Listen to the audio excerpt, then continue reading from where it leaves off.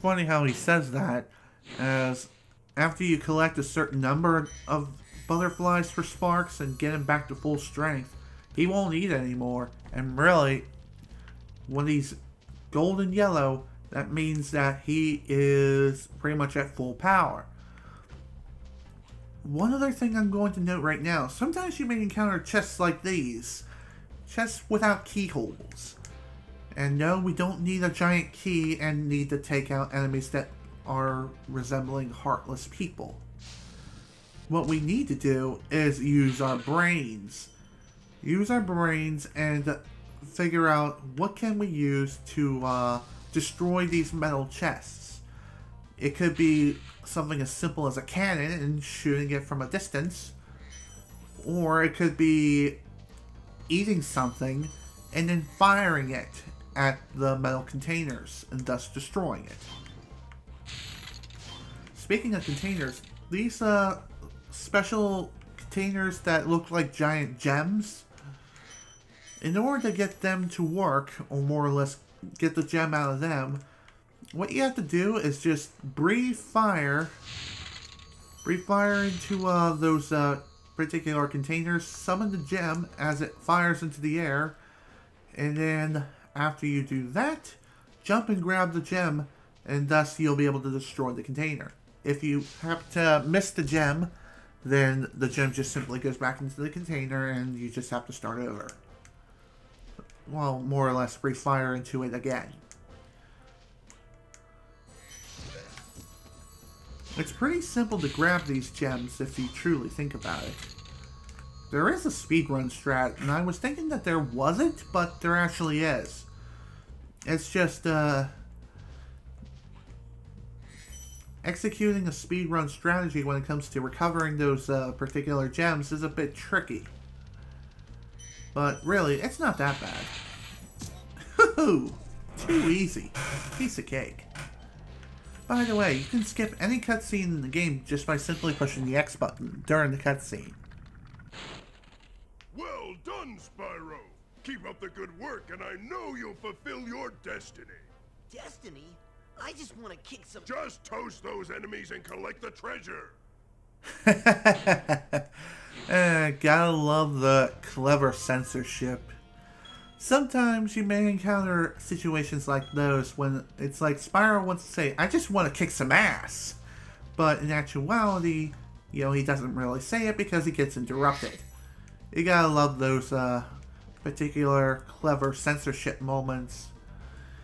And funny enough, they're still being used in today's gaming culture. How exactly? Pretty much the same way. With interruptions.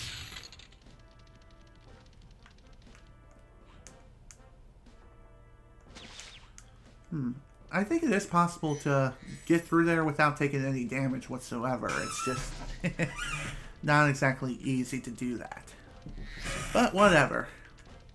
Next up, Dry Canyon. Now that we collected everything from the hub world of Peacekeeper. Which is a bit ironic since there's not exactly much peace going on in Peacekeepers. Whatever. Night. Wait, why did I say that? I don't know. Anyhow, this particular level is very interesting. This is the particular level that I got stuck on, where I had to cut footage and everything in between. And the whole reason for this was due to one particular platforming segment that I just simply could not conquer or figure out, so that was where I had to look everything up. Love it. So, in a sense, anyway, as I was trying to say, kill every enemy that you come across. Every enemy you kill, they will drop a gem. And you need these gems in order to progress. Also rescue as many dragons as you can as well. You also need their power to progress. Thank you for releasing me. Take a drink. And that's exactly what I'm going to do now.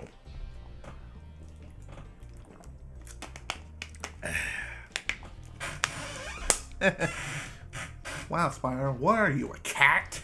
Except that idle animation. Well, it's nothing really... Jerk. Well, anyhow. What was I trying to say? What? That was weird. Was I stuck on something? Well, whatever. No need to worry about that now. Please, sit down, son.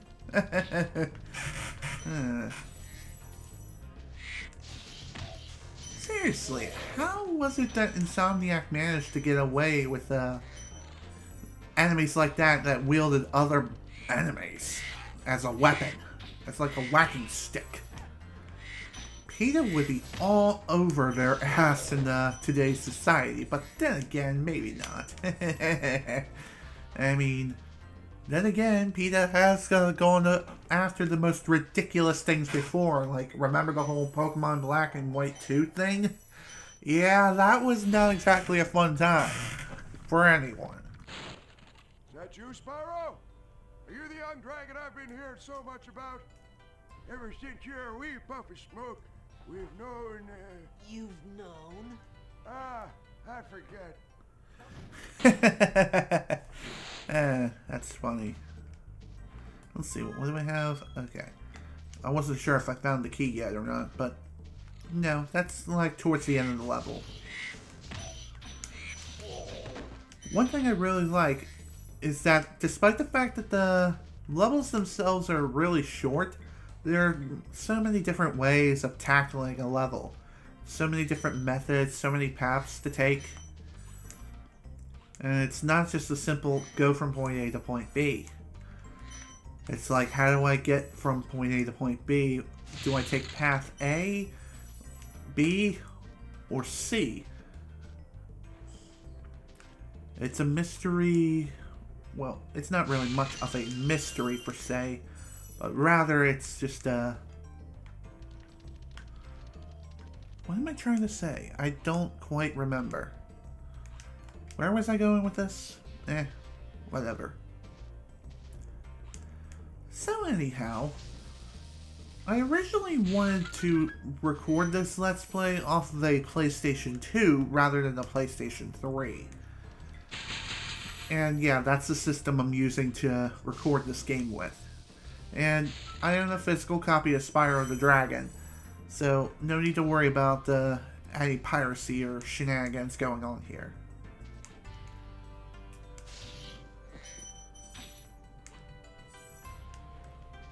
So anyhow, the reason why I'm using the PlayStation 3 to record the game rather than the PlayStation 2 is because, as I've mentioned earlier with the whole N64 issue that I was having, it was also affecting my PlayStation 2, which does have like a component option, but for some reason the component part of my component and AV cable combination, it doesn't work anymore.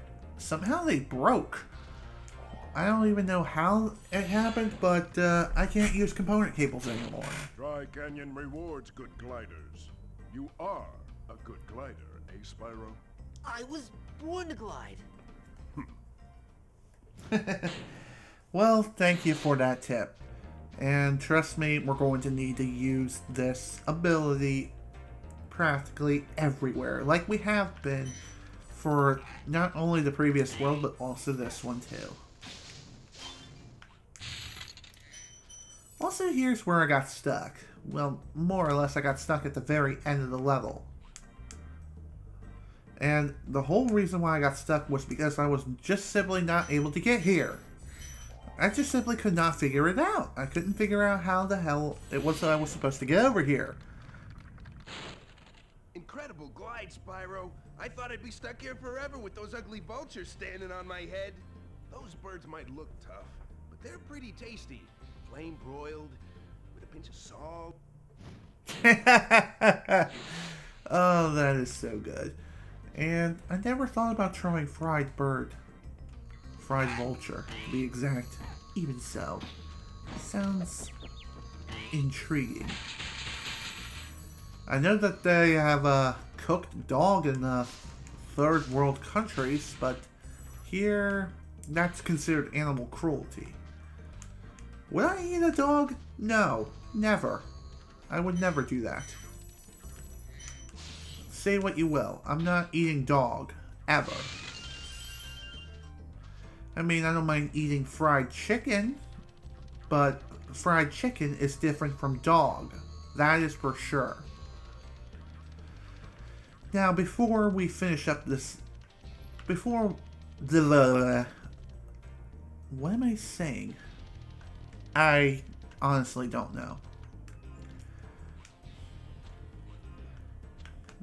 One thing I will definitely say is thank God that the PlayStation 3, no matter what model you have, is backwards compatible with PlayStation 1 games. For this instance, I'm playing this game off of a PlayStation 3 Slim. Not a Super Slim, it's like the one in between the original fat model and the Super Slim. And the reason why? Well, 1, convenience. 2, it's the only system I could really use for PlayStation 1 games now, since the PlayStation 2 is essentially out of the question until I get like a new pair of component cables and a converter box that works with component cables and can convert them to HDMI. And yeah, it's unfortunate that's the way it has to be for now. Also, my TV is just simply not compatible with like a 480i in any sense of the word anymore. I don't think it's ever been, but if I use something like a HDMI splitter, like a converter box of sorts, like converting a RCA to HDMI, then it'll work perfectly fine. But any other time? Nope. Not exactly. I mean, I could still use the AV or component output on my TV, it's just I have to use a new pair of cables. And I don't have any additional spare component cables lying around anywhere, which is unfortunate. But, whatever. No need to worry about that now. Right now, we're heading into Clifftown. And this is the level which my Elgato decided to take a big fat dump and gave me the middle finger. I was in the middle of this level too. Almost finished everything, but nope. Elgato decided to say nope, F you, and decided to crash. Thankfully, OBS is holding up, and we're only at the 56-minute mark. So essentially, I got here faster this time. Oh, hello there. Anyhow, enemy roll call for this level is Big Mama, and also charging Mexican-like people, who are considered stereotypical. Not that I have a problem with Mexicans in any way, but I'm just saying they look like the stereotypical racist interpretation of a Mexican. Okay, what? That was weird.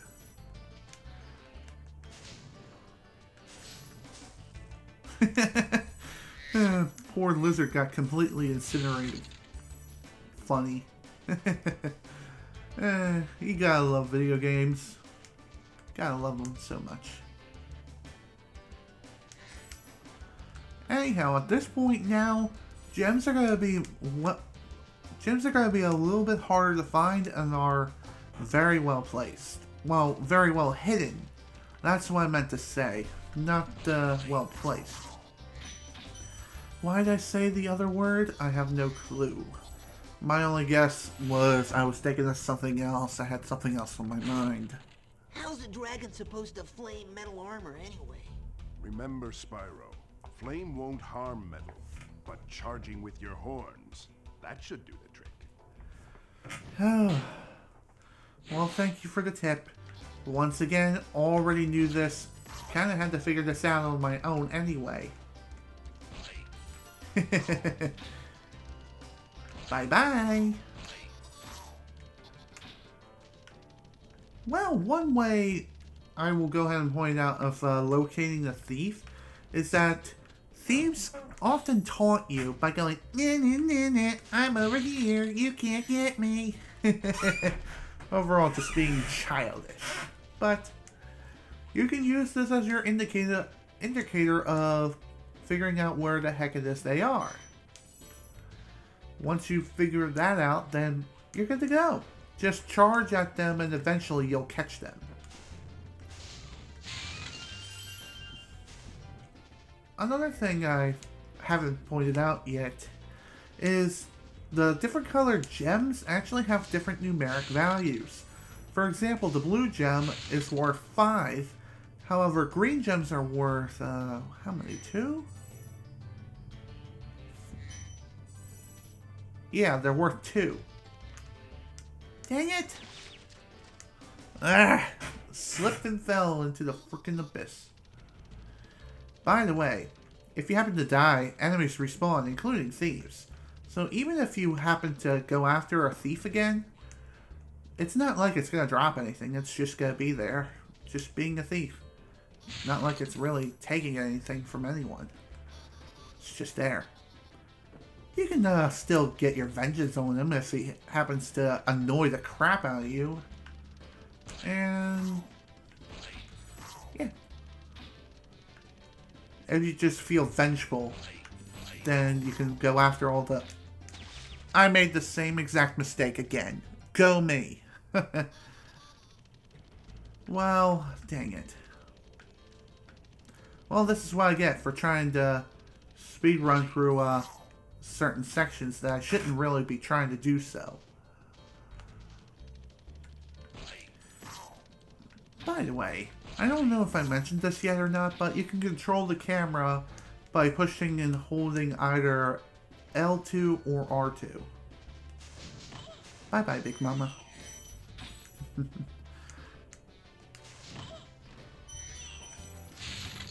I don't even know if that's the actual enemy name. Enemy names always elude my mind. They've always eluded my mind, and that's the way it is. No matter what game I play, I can never truly memorize every single enemy's name, unless they're incredibly common, such as a Goomba or a Koopa Troopa.